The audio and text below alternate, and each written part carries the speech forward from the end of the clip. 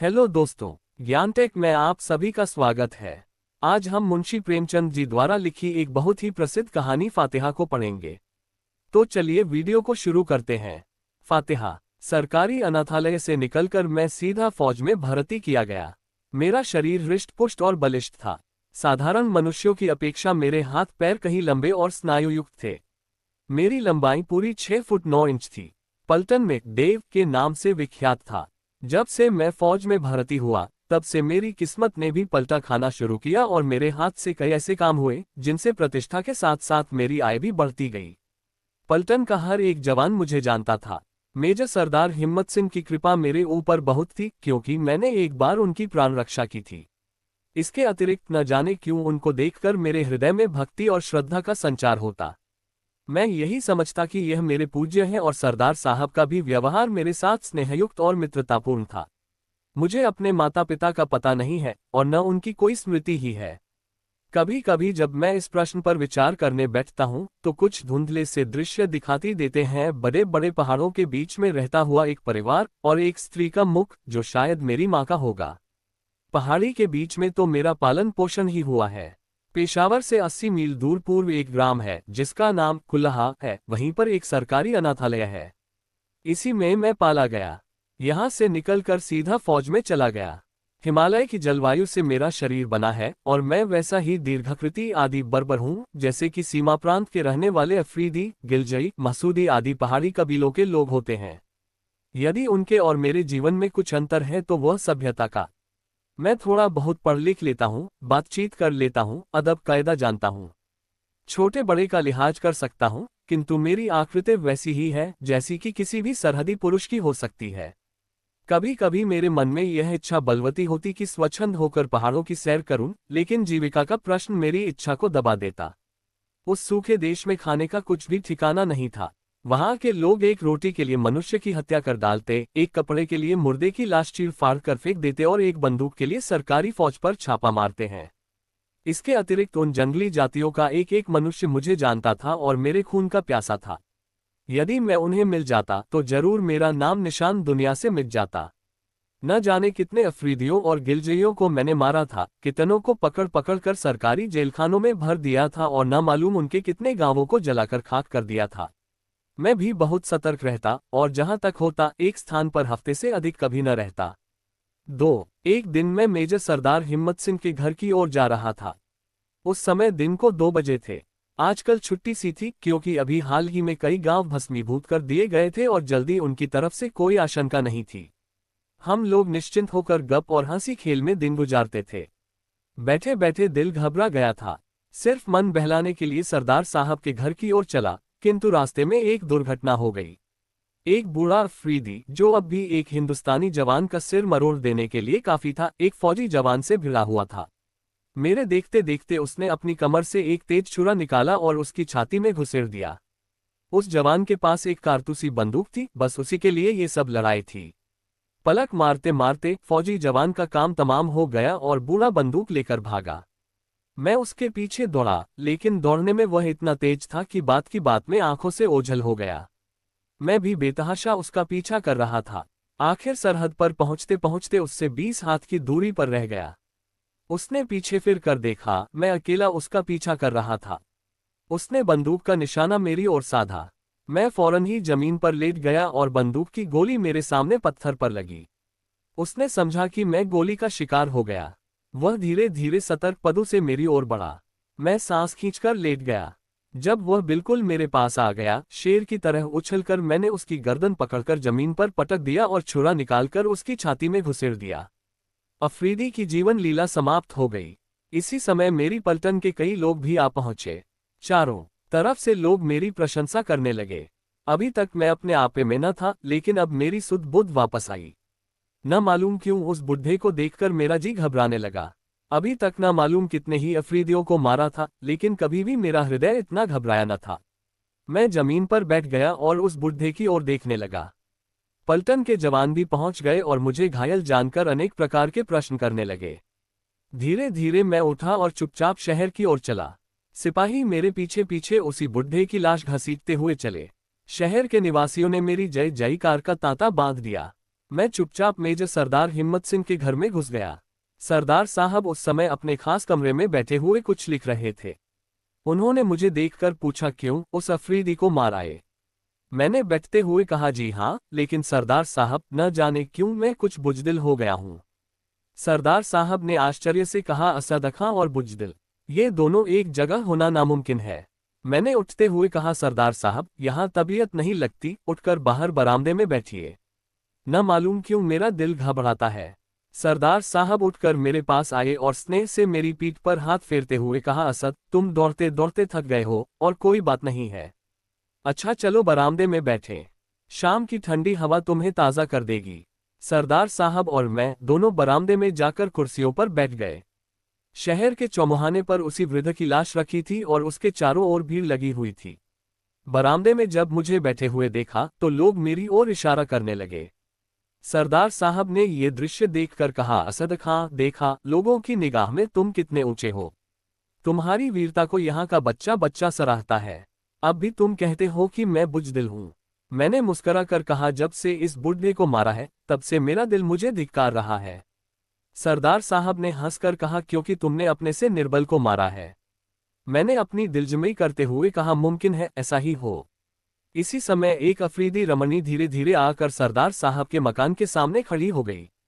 ज्यों ही सरदार साहब ने देखा, उनका मुंह सफेद पड़ गया। उनकी भयभीत दृष्टि उसकी ओर से फिरकर मेरी ओर हो गई। मैं भी आश्चर्य से उनके मुंह की ओर निहारने लगा। उस रमणी का सा सुगठित शरीर मर्दों का भी कम होता है। खाकी रंग के मोटे कपड़े का पायजामा और नीले रंग का मोटा कुर्ता पहने हुए थी। बलूची औरतों की तरह सिर पर रुमाल बांध रखा था। रंग चंपई था और यौवन की आभा फूट फूट कर बाहर निकली पड़ती थी। इस समय उसकी आंखों में ऐसी भीषणता थी जो किसी के दिल में भय का संचार करती। रमणी की आंखें सरदार साहब की ओर से फिरकर मेरी ओर आईं और उसने यूं घूरना शुरू किया कि मैं भी भयभीत हो गया। रमणी ने सरदार साहब की ओर देखा और फिर जमीन पर थूक दिया और फिर मेरी ओर देखती हुई धीरे धीरे दूसरी ओर चली गई। रमणी को जाते देखकर सरदार साहब की जान में जान आई। मेरे सिर पर से भी एक बोझ हट गया। मैंने सरदार साहब से पूछा, क्यों, क्या आप जानते हैं? सरदार साहब ने एक गहरी ठंडी सांस लेकर कहा, हाँ, बखूबी। एक समय था जब यह मुझ पर जान देती थी और वास्तव में अपनी जान पर खेलकर मेरी रक्षा भी की थी, लेकिन अब इसको मेरी सूरत से नफरत है। इसी ने मेरी स्त्री की हत्या की है। इसे जब कभी देखता हूं मेरे होश हवास काफूर हो जाते हैं और वही दृश्य मेरी आंखों के सामने नाचने लगता है। मैंने भय विह्वल स्वर में पूछा, सरदार साहब, उसने मेरी ओर भी तो बड़ी भयानक दृष्टि से देखा था। न मालूम क्यों मेरे भी रोए खड़े हो गए थे। सरदार साहब ने सिर हिलाते हुए बड़ी गंभीरता से कहा, असद खां, तुम भी होशियार रहो। शायद इस बूढ़े अफरीदी से इसका संपर्क है। मुमकिन है यह उसका भाई या बाप हो। तुम्हारी ओर उसका देखना कोई मानी रखता है। बड़ी भयानक स्त्री है। सरदार साहब की बात सुनकर मेरी नस नस कांप उठी। मैंने बातों का सिलसिला दूसरी ओर फेरते हुए कहा, सरदार साहब, आप इसको पुलिस के हवाले क्यों नहीं कर देते? इसको फांसी हो जाएगी। सरदार साहब ने कहा, भाई असद खां, इसने मेरे प्राण बचाए थे और शायद अब भी मुझे चाहती है। इसकी कथा बहुत लंबी है, कभी अवकाश मिला तो कहूंगा। सरदार की बातों से मुझे भी कुतूहल हो रहा था। मैंने उनसे वह वृत्तनाथ सुनाने के लिए आग्रह करना शुरू किया। पहले तो उन्होंने टालना चाहा, पर जब मैंने बहुत जोर दिया तो विवश होकर बोले, असद, मैं तुम्हें अपना भाई समझता हूं, इसलिए तुमसे कोई पर्दा न रखूंगा। लो सुनो। 3 असद खां, 5 साल पहले मैं इतना वृद्ध न था जैसा कि अब दिखाई पड़ता हूं। उस समय मेरी आयु 40 वर्ष से अधिक न थी। एक भी बाल सफेद न हुआ था और उस समय मुझमें इतना बल था कि 2 जवानों को मैं लड़ा देता। जर्मनों से मैंने मुठभेड़ की है और न मालूम कितनों को यमलोक का रास्ता बता दिया। जर्मन युद्ध के बाद मुझे यहाँ सीमा प्रणात पर काली पलटन का मेजर बनाकर भेजा गया। जब पहले पहल में यहाँ आया तो यहाँ कठिनाइयाँ सामने आईं, लेकिन मैंने उनकी जरा परवाह न की और धीरे धीरे उन सब पर विजय पाई। सबसे पहले यहाँ आकर मैंने पश्तो सीखना शुरू किया। पश्तो के बाद और जबानें सीखीं, यहाँ तक कि मैं उनको बड़ी आसानी और मुहावरों के साथ बोलने लगा। फिर इसके बाद कई आदमियों की टोलियां बनाकर देश का अंतर्भाग भी छान डाला। इस पड़ताल में कई बार मैं मरते मरते बचा, किंतु सब कठिनाइयां झेलते हुए मैं यहाँ पर सकुशल रहने लगा। उस जमाने में मेरे हाथ से ऐसे ऐसे काम हो गए जिनसे सरकार में मेरी बड़ी नामवरी और प्रतिष्ठा भी हो गई। एक बार कर्नल हैमिल्टन की मेम साहब को मैं अकेले छुड़ा लाया था और कितने ही देशी आदमियों और औरतों के प्राण मैंने बचाए हैं। यहाँ पर आने के 3 साल बाद से मेरी कहानी आरंभ होती है। एक रात को मैं अपने कैंप में लेटा हुआ था। अफरीदियों से लड़ाई हो रही थी। दिन के थके मांदे सैनिक गाफिल पड़े हुए थे। कैंप में सन्नाटा था। लेटे लेटे मुझे भी नींद आ गई। जब मेरी नींद खुली तो देखा कि छाती पर एक अफरीदी जिसकी आयु मेरी आयु से लगभग दूनी होगी सवार है और मेरी छाती में छुरा घुसेड़ने ही वाला है। मैं पूरी तरह से उसके अधीन था। कोई भी बचने का उपाय न था, किंतु उस समय मैंने बड़े ही धैर्य से काम लिया और पश्तो भाषा में कहा, मुझे मारो नहीं, मैं सरकारी फौज में अफसर हूँ, मुझे पकड़ ले चलो, सरकार तुमको रुपया देकर मुझे छुड़ाएगी। ईश्वर की कृपा से मेरी बात उसके मन में बैठ गई। कमर से रस्सी निकालकर मेरे हाथ पैर बांधे और फिर कंधे पर बोझ की तरह लादकर खेमे से बाहर आया। बाहर मार काट का बाजार गर्म था। उसने एक विचित्र प्रकार से चिल्लाकर कुछ कहा और मुझे कंधे पर लादे वह जंगल की ओर भागा। यह मैं कह सकता हूं कि उसको मेरा बोझ कुछ भी न मालूम होता था और बड़ी तेजी से भागा जा रहा था। उसके पीछे पीछे कई आदमी, जो उसी के गिरोह के थे, लूट का माल लिए हुए भागे चले आ रहे थे। प्रातःकाल हम लोग एक तालाब के पास पहुंचे। तालाब बड़े बड़े पहाड़ों से घिरा हुआ था। उसका पानी बड़ा निर्मल था और जंगली पेड़ इधर उधर उग रहे थे। तालाब के पास पहुंचकर हम सब लोग ठहरे। बुढ़े ने, जो वास्तव में उस गिरोह का सरदार था, मुझे पत्थर पर डाल दिया। मेरी कमर में बड़ी जोर से चोट लगी। ऐसा मालूम हुआ कि कोई हड्डी टूट गई है, लेकिन ईश्वर की कृपा से हड्डी टूटी न थी। सरदार ने मुझे पृथ्वी पर डालने के बाद कहा, क्यों, कितना रुपया दिलाएगा? मैंने अपनी वेदना दबाते हुए कहा, 500 रुपये। सरदार ने मुंह बिगाड़कर कहा, नहीं, इतना कम नहीं लेगा। 2000 से एक पैसा भी कम मिला तो तुम्हारी जान की खैर नहीं। मैंने कुछ सोचते हुए कहा, सरकार इतना रुपया काले आदमी के लिए नहीं खर्च करेगी। सरदार ने छुरा बाहर निकालते हुए कहा, तब फिर क्यों कहा था कि सरकार इनाम देगी? ले तो फिर यहीं मर। सरदार छुरा लिए मेरी तरफ बढ़ा। मैं घबरा कर बोला, अच्छा सरदार, मैं तुमको 2000 दिलवा दूंगा।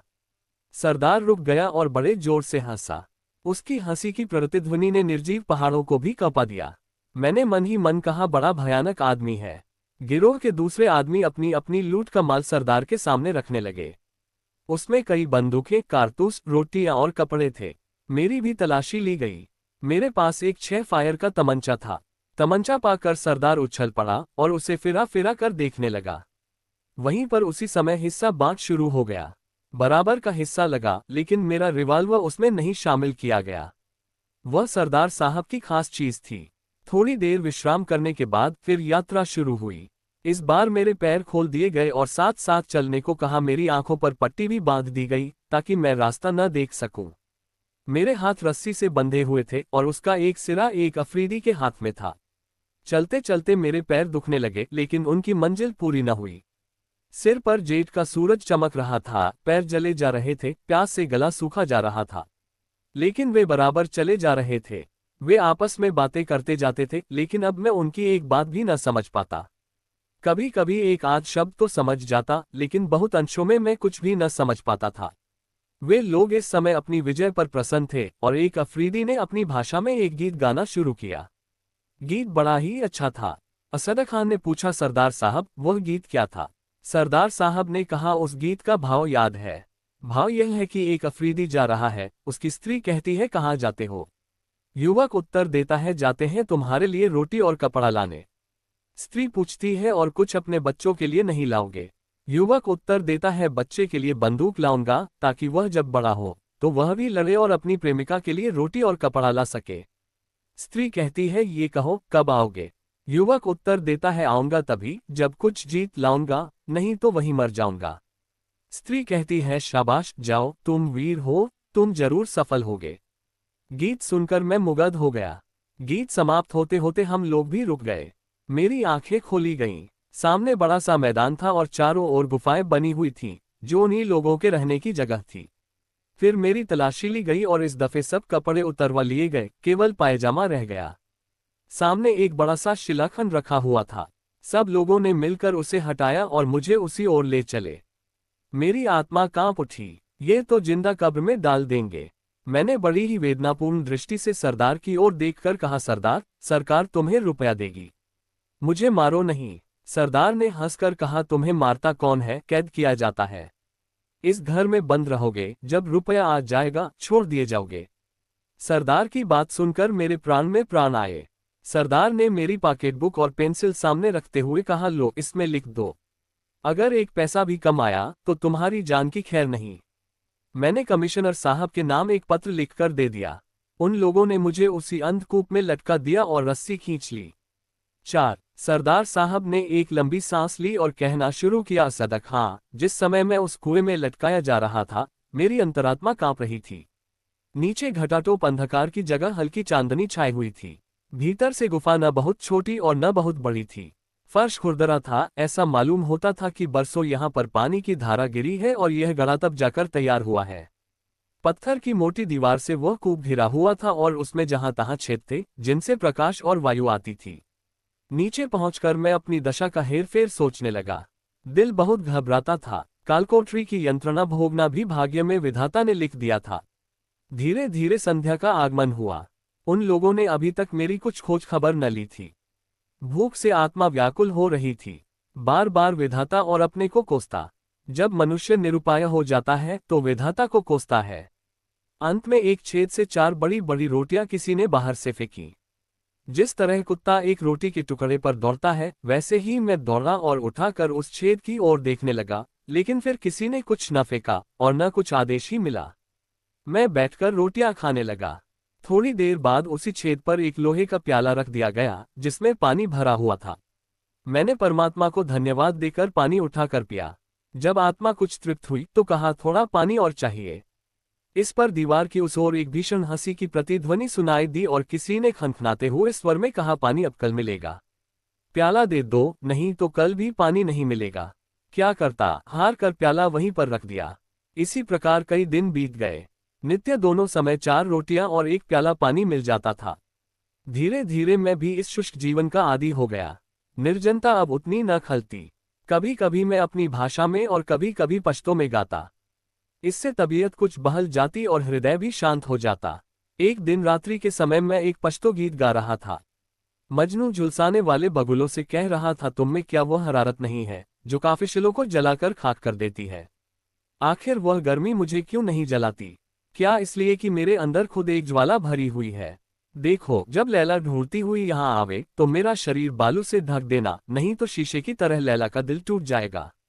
मैंने गाना बंद कर दिया। उसी समय छेद से किसी ने कहा, कैदी फिर तो गाओ। मैं चौंक पड़ा। कुछ खुशी भी हुई, कुछ आश्चर्य भी। पूछा, तुम कौन हो? उसी छेद से उत्तर मिला, मैं हूँ तुरैया, सरदार की लड़की। मैंने पूछा, क्या तुमको ये गाना पसंद है? तुरैया ने उत्तर दिया, हाँ कैदी गाओ, मैं फिर सुनना चाहती हूँ। मैं हर्ष से गाने लगा। गीत समाप्त होने पर तुरैया ने कहा, तुम रोज यही गीत मुझे सुनाया करो। इसके बदले में मैं तुमको और रोटियां और पानी दूंगी। तुरैया चली गई। इसके बाद मैं सदा रात के समय वही गीत गाता और तुरैया सदा दीवार के पास आकर सुनती। मेरे मनोरंजन का एक मार्ग निकल आया। धीरे धीरे 1 मास बीत गया, पर किसी ने अभी तक मेरे छुड़ाने के लिए रुपया न भेजा। ज्यों ज्यों दिन बीतते जाते मैं अपने जीवन से निराश होता जाता। ठीक 1 महीने बाद सरदार ने आकर कहा, कैदी अगर कल तक रुपया न आएगा तो तुम मार डाले जाओगे। अब रोटियां नहीं खिला सकता। मुझे जीवन की कुछ आशा न रही। उस दिन न मुझसे खाया गया और न कुछ पिया ही गया। रात हुई, फिर रोटियां फेंक दी गयनी, लेकिन खाने की इच्छा नहीं हुई। निश्चित समय पर तुरैया ने आकर कहा, कैदी गाना गाओ। उस दिन मुझे कुछ अच्छा न लगता था। मैं चुप रहा। तुरैया ने फिर कहा, कैदी क्या सो गया? मैंने बड़े ही मलिन स्वर में कहा, नहीं, आज सोकर क्या करूं, कल सोऊंगा कि फिर जागना न पड़ेगा। तुरैया ने प्रश्न किया, क्यों, क्या सरकार रुपया न भेजेगी? मैंने उत्तर दिया, भेजेगी तो, लेकिन कल तो मैं मार डाला जाऊंगा। मेरे मरने के बाद रुपया आया भी तो मेरे किस काम का? तुरैया ने सांत्वनापूर्ण स्वर में कहा, अच्छा तुम गाओ, मैं कल तुम्हें मरने न दूंगी। मैंने गाना शुरू किया। जाते समय तुरैया ने पूछा, कैदी तुम कटघरे में रहना पसंद करते हो? मैंने सहर्ष उत्तर दिया, हाँ, किसी तरह इस नरक से तो छुटकारा मिले। तुरैया ने कहा, अच्छा कल मैं अब्बा से कहूंगी। दूसरे ही दिन मुझे अंधकूप से बाहर निकाला गया। मेरे दोनों पैर 2 मोटी शहतीरों के छेदों में बंद कर दिए गए और वह काठ की ही कीलों से प्राकृतिक गड्ढों में कस दिए गए। सरदार ने मेरे पास आकर कहा, कैदी 15 दिन की अवधि और दी जाती है, इसके बाद तुम्हारी गर्दन तन से अलग कर दी जाएगी। आज दूसरा खत अपने घर को लिखो। अगर ईद तक रुपया ना आया तो तुम ही को हलाल किया जाएगा। मैंने दूसरा पत्र लिखकर दे दिया। सरदार के जाने के बाद तुरैया आई। ये वही रमणी थी जो अभी गई है। यही उस सरदार की लड़की थी। यही मेरा गाना सुनती थी और इसी ने सिफारिश करके मेरी जान बचाई थी। तुरैया ने आकर मुझे देखने लगी। मैं भी उसकी ओर देखने लगा। तुरैया पूछा, कैदी घर में तुम्हारे कौन कौन है? मैंने बड़े ही कातर स्वर में कहा, 2 छोटे छोटे बालक और कोई नहीं। मुझे मालूम था कि अफरीदी बच्चों को बहुत प्यार करते हैं। तुरैया ने पूछा, उनकी माँ नहीं है? मैंने केवल दया उपजाने के लिए कहा, नहीं, उनकी माँ मर गई है। वे अकेले हैं। मालूम नहीं जीते हैं या मर गए, क्योंकि मेरे सिवाय उनकी देखरेख करने वाला और कोई न था। कहते कहते मेरी आंखों में आंसू भर आए। तुरैया की भी आंखें सूखी न रहीं। तुरैया ने अपना आवेग संभालते हुए कहा, तो तुम्हारे कोई नहीं है? बच्चे अकेले हैं, वे बहुत रोते होंगे। मैंने मन ही मन प्रसन्न होते हुए कहा, हाँ, रोते जरूर होंगे। कौन जानता है, शायद मर भी गए हों।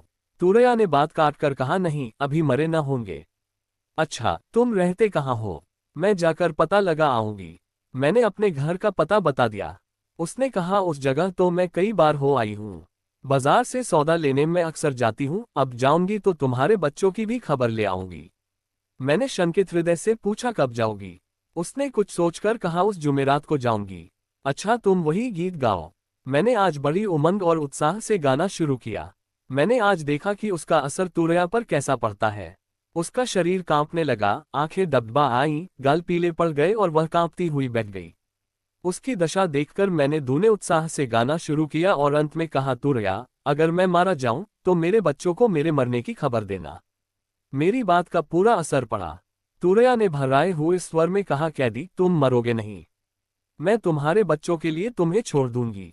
मैंने निराश होकर कहा, तुरैया, तुम्हारे छोड़ देने से भी मैं बच नहीं सकता। इस जंगल में मैं भटक भटक कर मर जाऊंगा और फिर तुम पर भी मुसीबत आ सकती है।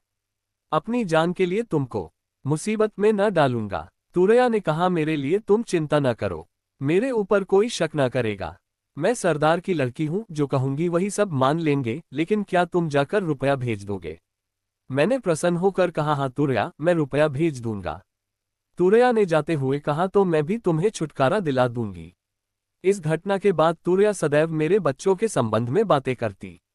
असदक, हाँ, सचमुच इन अफरीदियों को बच्चे बहुत प्यारे होते हैं। विधाता ने यदि उन्हें बर्बर हिंसक पशु बनाया है तो मनुष्योचित प्रकृति से वंचित भी नहीं रखा है। आखिर जुमेरात आई और अभी तक सरदार वापस न आया। न कोई उस गिरोह का आदमी ही वापस आया। उस दिन संध्या समय तुरैया ने आकर कहा, कैदी, अब मैं नहीं जा सकती, क्योंकि मेरा पिता अभी तक नहीं आया। यदि कल भी ना आया तो मैं तुम्हें रात को छोड़ दूंगी। तुम अपने बच्चों के पास जाना, लेकिन देखो, रुपया भेजना न भूलना। मैं तुम पर विश्वास करती हूँ। मैंने उस दिन बड़े उत्साह से गाना गाया। आधी रात तक तुरैया सुनती रही, फिर सोने चली गई। मैं भी ईश्वर से मनाता रहा कि कल और सरदार न आए। काठ में बंधे बंधे मेरा पैर बिल्कुल निकम्मा हो गया था। तमाम शरीर दुख रहा था। इससे तो मैं कालकोठरी में ही अच्छा था, क्योंकि वहां हाथ पैर तो हिला डुला सकता था। दूसरे दिन भी गिरोह वापस न आया। उस दिन तुरैया बहुत चिंतित थी। शाम को आकर तुरैया ने मेरे पैर खोलकर कहा, कैदी, अब तुम जाओ। चलो, मैं तुम्हें थोड़ी दूर पहुंचा दूं। थोड़ी देर तक मैं अवश्य लेटा रहा। धीरे धीरे मेरे पैर ठीक हुए और ईश्वर को धन्यवाद देता हुआ मैं तुरैया के साथ चल दिया। तुरैया को प्रसन्न करने के लिए मैं रास्ते भर गीत गाता आया। तुरैया बार बार सुनती और बार बार रोती। आधी रात के करीब मैं तालाब के पास पहुंचा। वहां पहुंचकर तुरैया ने कहा, सीधे चले जाओ, तुम पेशावर पहुंच जाओगे। देखो, होशियारी से जाना, नहीं तो कोई तुम्हें अपनी गोली का शिकार बना डालेगा। ये लो, तुम्हारे कपड़े हैं, लेकिन रुपया जरूर भेज देना। तुम्हारी जमानत मैं लूंगी। अगर रुपया ना आया तो मेरे भी प्राण जाएंगे और तुम्हारे भी। अगर रुपया आ जाएगा तो कोई भी अफरीदी तुम पर हाथ न उठाएगा, चाहे तुम किसी को मार भी डालोए। जाओ, ईश्वर तुम्हारी रक्षा करे और तुमको अपने बच्चों से मिलाए। तुरैया फिर ठहरी नहीं, गुनगुनाती हुई लौट पड़ी। रात दोपहर बीत चुकी थी। चारों ओर भयानक निस्तब्धता छाई हुई थी। केवल वायु साए साए करती हुई बह रही थी। आकाश के बीचों बीच चंद्रमा अपनी 16 कला से चमक रहा था। तालाब के तट पर रुकना सुरक्षित न था। मैं धीरे धीरे दक्षिण की ओर बढ़ा। बार बार चारों ओर देखता जाता था। ईश्वर की कृपा से प्रातःकाल होते होते मैं पेशावर की सरहद पर पहुंच गया। सरहद पर सिपाहियों का पहरा था। मुझे देखते ही तमाम फौज भर में हलचल मच गई। सभी लोग मुझे मरा समझे हुए थे।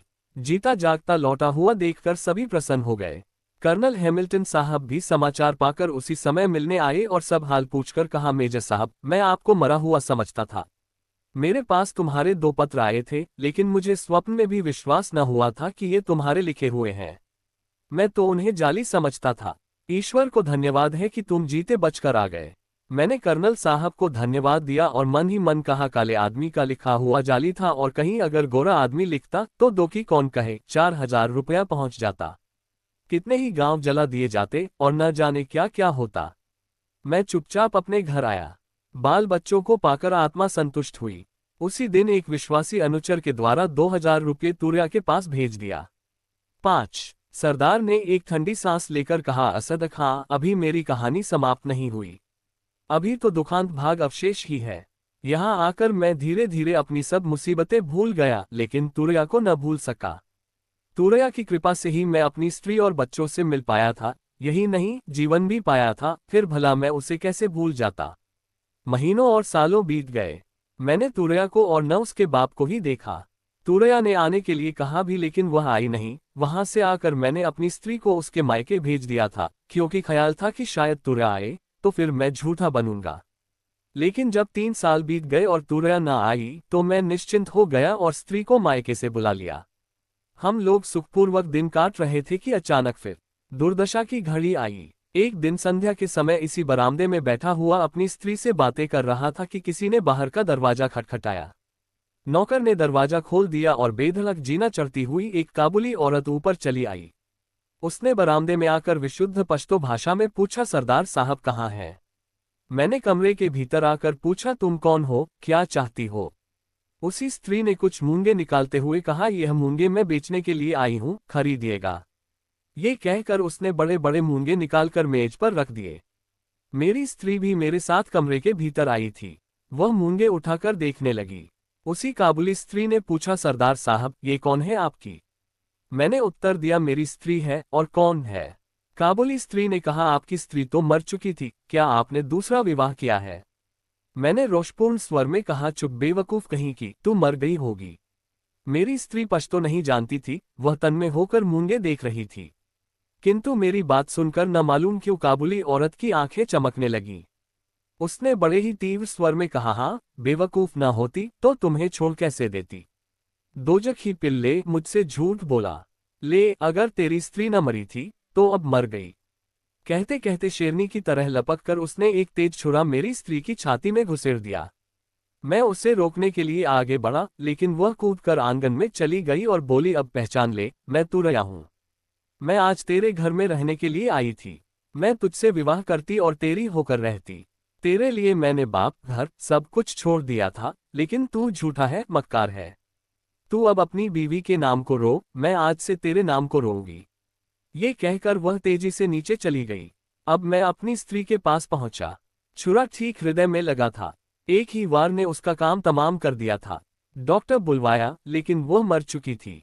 कहते कहते सरदार साहब की आंखों में आंसू भर आए। उन्होंने अपनी भीगी हुई आंखों को पोंछकर कहा, असद खां, मुझे स्वप्न में भी अनुमान न था कि तुरैया इतनी पिशाच हृदय हो सकेगी।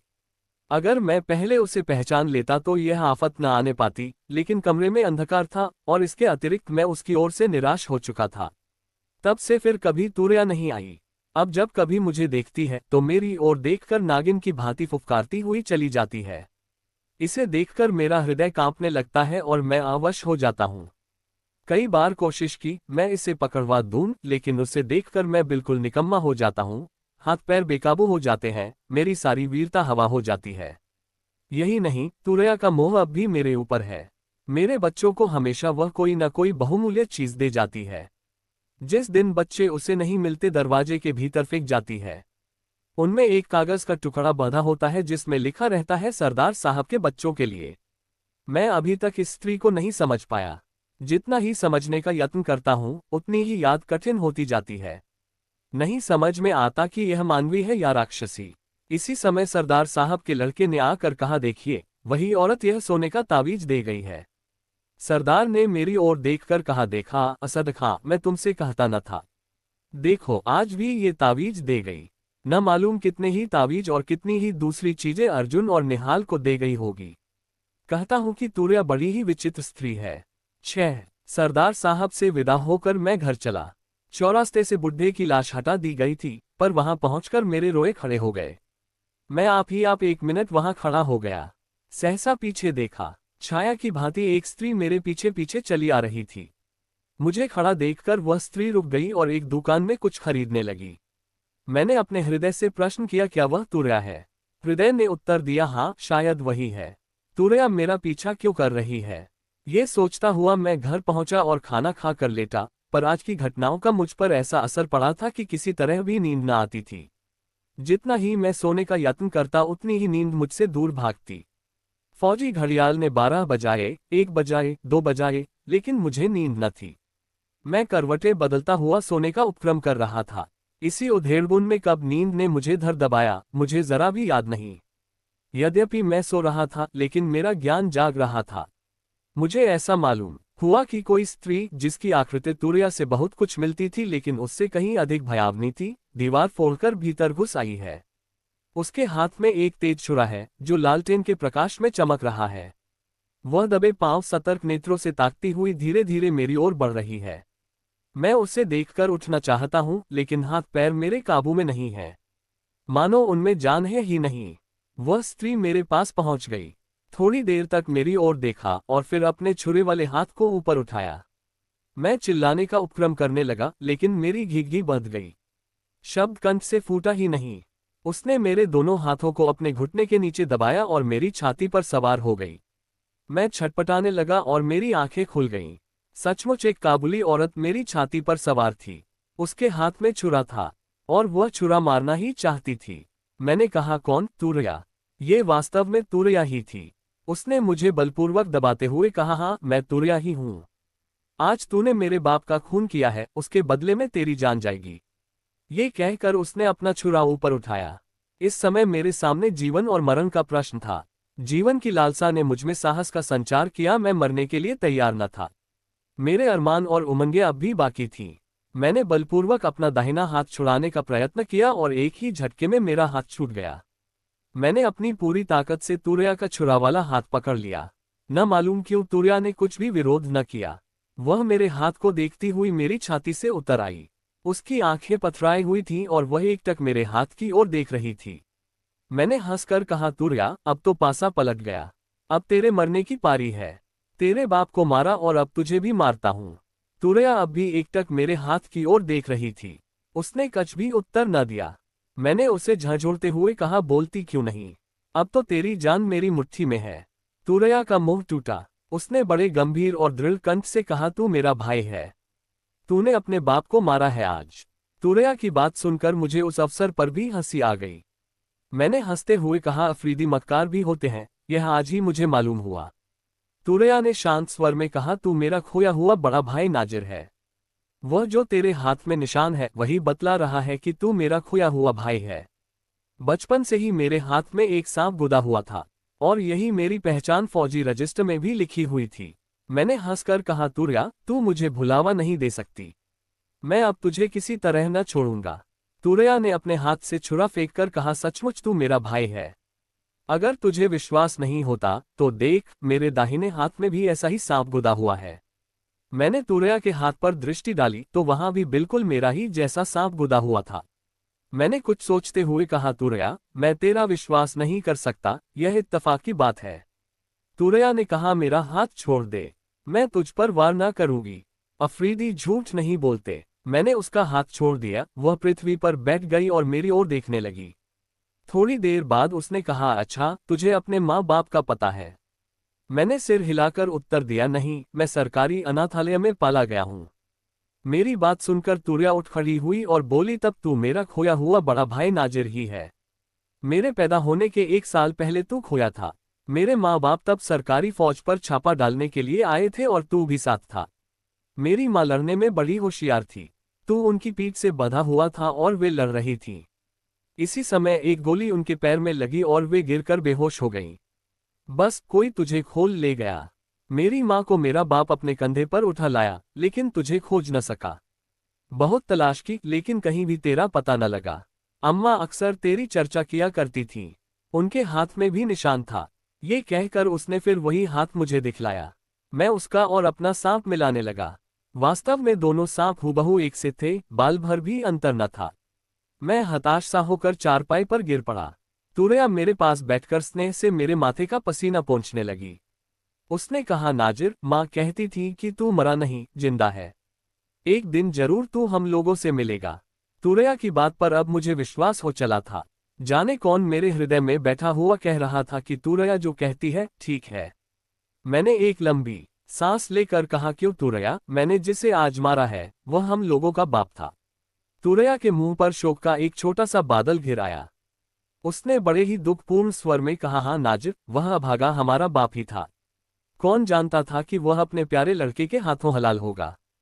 फिर सांत्वनापूर्ण स्वर में बोली, लेकिन नाजिर, तूने तो अनजान में ये काम किया है। बाप के मरने से मैं बिल्कुल अकेली हो गई थी, लेकिन अब तुझे पाकर बाप के रंज को भूल जाऊंगी। नाजिर, तू रंज न कर।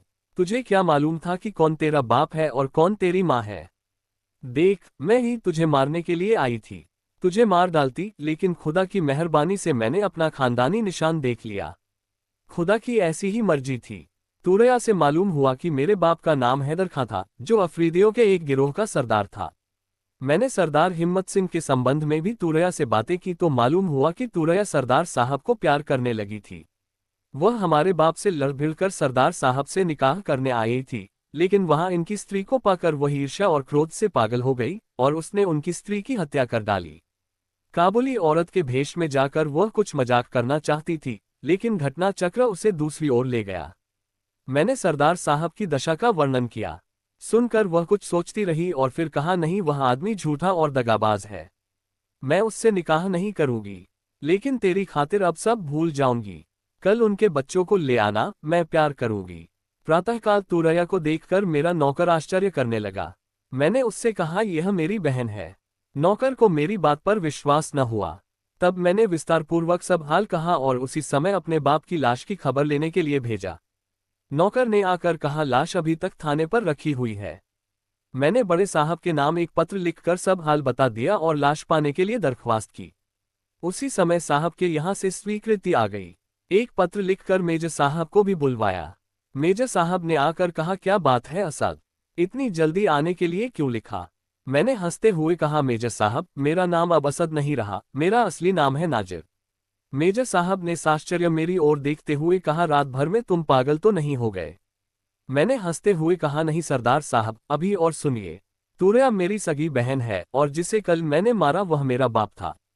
सरदार साहब मेरी बात सुनकर मानो आकाश से गिर पड़े। उनकी आंखें कपाल पर चढ़ गईं। उन्होंने कहा, क्यों असद, तुम मुझे पागल कर डालोगे। मैंने सरदार साहब का हाथ पकड़कर कहा, आइए, तुरैया के मुंह से ही सब हाल सुन लीजिए।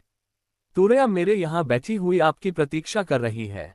सरदार साहब सकते की हालत में मेरे पीछे पीछे चले। तुरैया उन्हें आते देखकर उठ खड़ी हुई और हंसती हुई बोली, कैदी, तुम वही गीत फिर गाओ।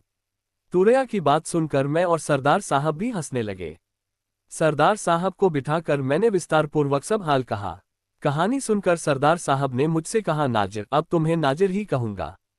तुरैया को मैं तुमसे मांगता हूं, मैं इसके साथ विवाह करूंगा।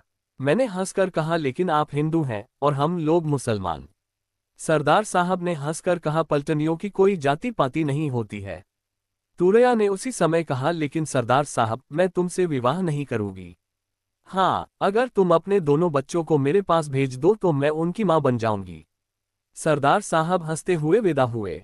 उसी दिन शाम को हमने सरदार साहब, तुरैया और दूसरे पलटनियों के साथ जाकर अपने बाप की लाश दफनाई। सूरज डूब रहा था, धीरे धीरे अंधेरा हो रहा था और हम दोनों, तुरैया और मैं, अपने बाप की कब्र पर फातिहा पढ़ रहे थे।